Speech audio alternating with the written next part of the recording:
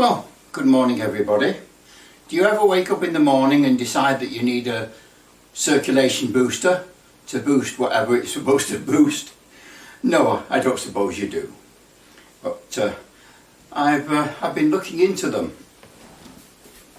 As part of my restoration of that vintage electrical therapy machine, I've been looking into these different machines that claim to do magic cures by electrical means, because I need to find out more about how they work and what they do to restore the other one, because the vintage one I cannot put power on and test it.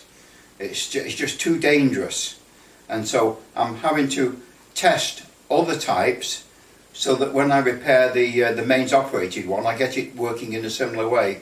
So here we have the circulation booster. Now, it might not be the same as the one you've seen on the television, but believe me, it's identical internally. They're all very much the same, the way they work, what they do, everything about them. They're just in slightly different plastic boxes, and probably made in the same factory. This one is the Better Health circulation massager, as it happens to be, but they're all virtually the same. And unlike the others you've seen, this one has the pads for your feet, and it has a socket on the side to put like your TENS pads, so that if you want to massage any particular muscle group, you can plug the cords into the side and put the sticky pads on your body over the muscles or aches or whatever it is you're trying to cure. Now, I mean, I'm used to electrical shock, so these things don't bother me, but in practice, the average person might not like it.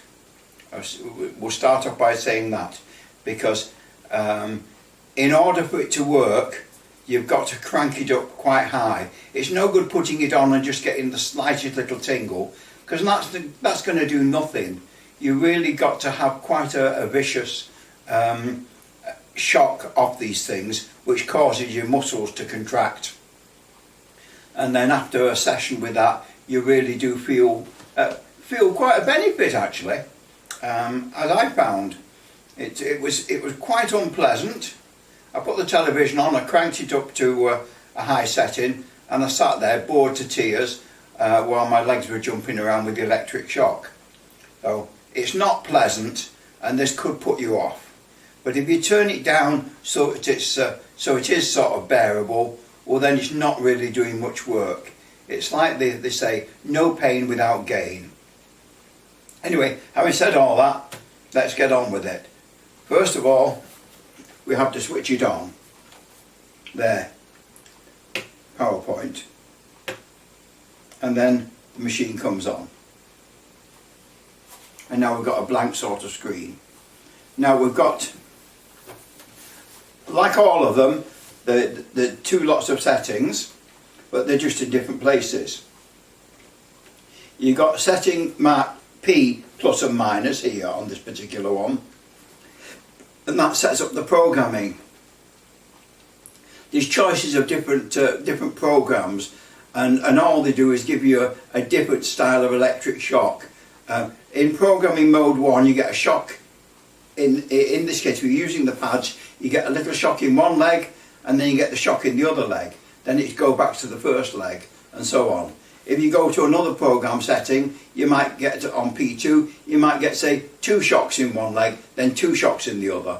Another one might give you 3 shocks in one leg, then 3 shocks in the other. But they're basically all very similar. It's just the mode. But I did find it very interesting that it wasn't just a straightforward electric shock. You got a pulse in one leg, and then a pulse in the opposite leg. So that was really good. I thought that you was getting an equal massage in both feet. So there we are. So we switch it on. It's switched off again now to time itself. So we switch it on. I'm working upside down. Switch it on.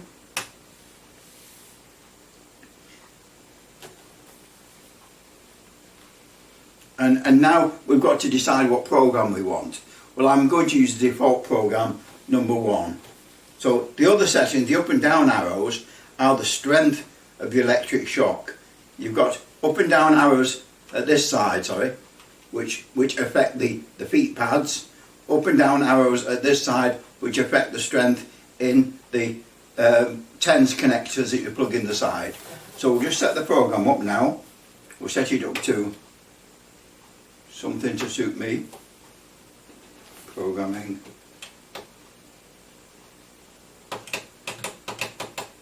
It's a little bit fiddly. I have to go right to the highest setting. And maybe because I'm used to electric shocks, but also possibly because my feet are very thick, the soles. So this won't necessarily be the same for everybody, but I'm cranking it up all the way to the top setting, which in this case is strength 40.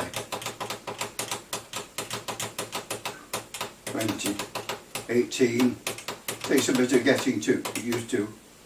18, 20, 21, 22, 23, 24, 25, 26, 27, 28, 29, 30, holding it down 31, 32, 33, 34, 35, 37, 38, 37, 38, 39, 40. There we are, we're on 40. Right, so that's all there is to it. Now, the one thing I found was I have to wet my feet. If I don't wet my feet, I feel nothing. The instructions, in fact, did mention that, because the person I got this from claimed it wasn't working because they said they didn't feel a thing. I found if I pressed my hands on it, I could feel slight tingling, but that was it. But to gain the full benefit, in my case, possibly because of my thick soles, I have to wet my feet. So,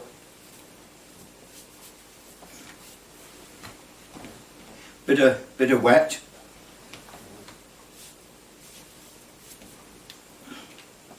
And now I can feel it. And whether you can see my my muscles moving, I don't know, but I'm getting a very good shock now.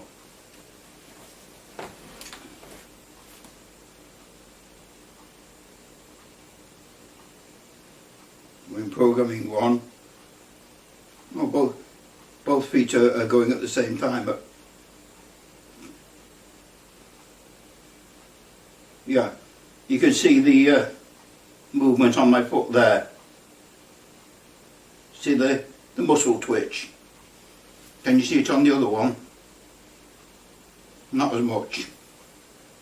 A little bit there. But that is it. It's quite painful. And to stick this for, the timer is counting down from 25 minutes. And to put up with this for 25 minutes, it takes some doing. I was able to do it watching the television. You see my big toe is twitching on my foot down on the right hand side. The other one is as well. See, completely involuntary. It's the electric pulsing. So if you're doing this, and I can feel the calf muscle tightening and releasing. And so if you can put up with this for the 25 minutes or whatever it is, then it will do some good, I suppose. It's forcing your muscles to to rapidly move. So yes, I think we can say that that it does something. And this is on programming mode 1, and it's just going from one leg to the other. Let's see if we can do it. That leg, that leg, that leg, that leg, that leg. And the guide really is look at my big toes. You see my big toe is moving. So I would say that that they do have some merit, these circulation boosters. They will help to get your legs working quite well if you can put up with it. But it is very, very unpleasant. I can only cope with it because with my various jobs in the electrical industry, I've been used to very strong electric shocks over the years. And I mean strong electric shocks. So that's it anyway. Circulation booster. It does as it says, but you really, to gain the full effect, you probably find, like me, you have to wet your feet. So countdown's gone down now to 20 minutes. 20 minutes to go. But I don't know. Would you find it scary to have your muscles moving, like you see my big toe moving backwards and forwards with no control at all, and the whole sort of feeling of your muscles tightening and releasing? Could you put up with it? If you can, it'll probably do a good job, but I don't know whether everybody could. Thank you for watching. I shall now put my socks on and oh yeah, thanks.